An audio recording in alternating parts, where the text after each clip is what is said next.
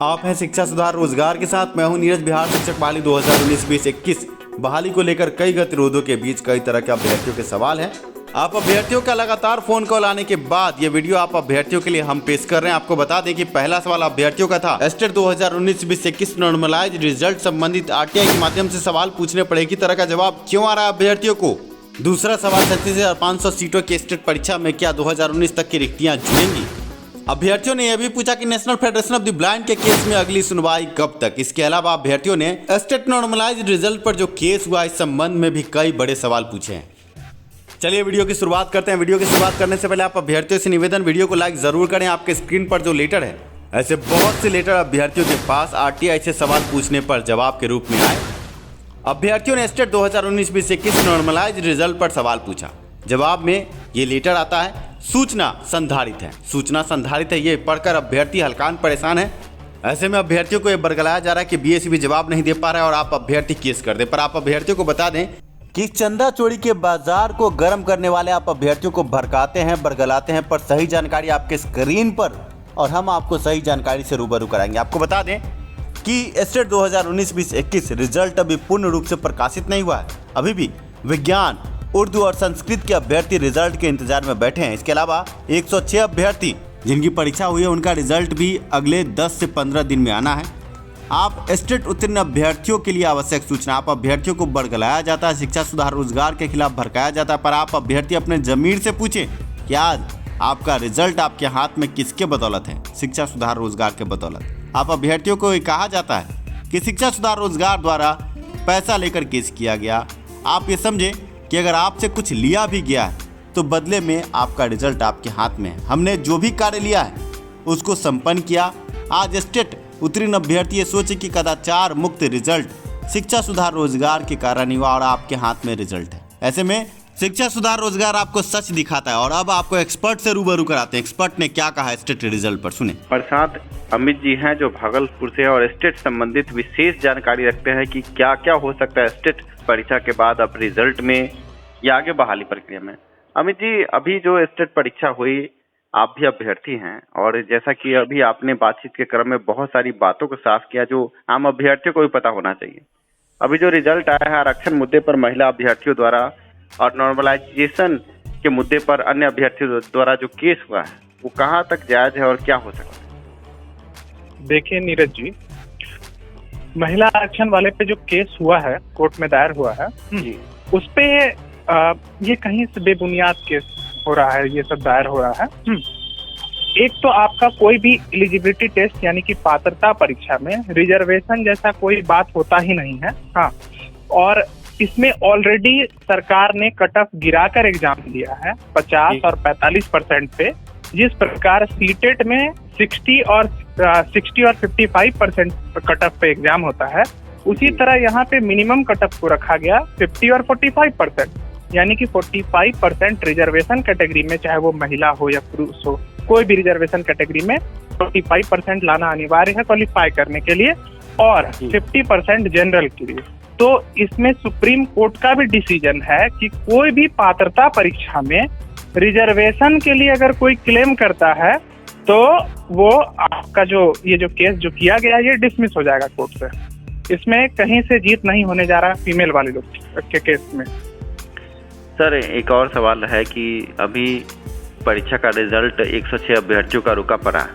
ऐसे में ये रिजल्ट कब तक आएगा? अभ्यर्थी जो विज्ञान के अभ्यर्थी है, उर्दू के अभ्यर्थी है, संस्कृत के अभ्यर्थी इंतजार कर रहे हैं, साथ में हम अभ्यर्थी भी इंतजार कर रहे हैं, क्या हो? देखिए, पटना में सबसे पहले सर कोरोना का कहर पूरा फैला हुआ है। 25% कर्मचारी ही ऑफिस में आ रहे हैं काम करने के लिए। ऐसी स्थिति देखते हुए टेबुलेशन का काम या जो बचे हुए रिजल्ट को रिवैल्यूएशन करना या देखना, इस सब का काम जो है प्रक्रिया चल रहा है, ठीक है, और कर्मचारी बहुत कम है। तो उम्मीदतः 10 मई से 15 मई के बीच में रिजल्ट पब्लिश हो सकता है, इसकी संभावना जताई जा रही कंट्रोलर के द्वारा। सर, अभी रिजल्ट प्रकाशित नहीं हुआ, इस बीच में हम ये देख रहे हैं कि रिजल्ट में बहुत सारे ऐसे अभ्यर्थी भी हैं, जैसे आप ले लीजिए विषय वार हिंदी या अंग्रेजी है। अब सब्सिडरी जो अभ्यर्थी सब्सिडरी में इंग्लिश रखते हैं या हिंदी रखते हैं, वो भी हिंदी विषय के शिक्षक के लिए, अंग्रेजी विषय के शिक्षक के लिए अपने आप को प्रस्तुत कर रहे हैं सब्सिडरी से। वो पास किए, जबकि उनका आवेदन भी स्वीकार कर लिया गया, परीक्षा भी वो पास कर गए हैं। आगे क्या लगता है, क्या जो सब्सिडरी विषय के अभ्यर्थी हैं वो इस परीक्षा में एलिजिबल हैं बहाल होने के लिए? देखिए, एक अभी एनसीईटी के नॉर्म्स के हिसाब से आपका 3 साल ग्रेजुएशन इंग्लिश लैंग्वेज से हो या लिटरेचर से हो, वही इंग्लिश के टीचर बन सकते हैं। और साथ में बीएड में आपका पेडागॉगी, ठीक है, वो आपका इंग्लिश से होना चाहिए। ठीक है, मेथड आप पेपर पढ़ाने का मेथड का आपको जानकारी होना चाहिए, जो कि बीएड में एक पेपर होता है वो भी। सब्सिडरी वाले केस में क्या होता है सर कि वो लोग 2 ही साल पढ़ते हैं और 3rd साल में तो जीएस हो जाता है। तो इस केस में सब्सिडरी वाले को हटाया भी जा सकता है।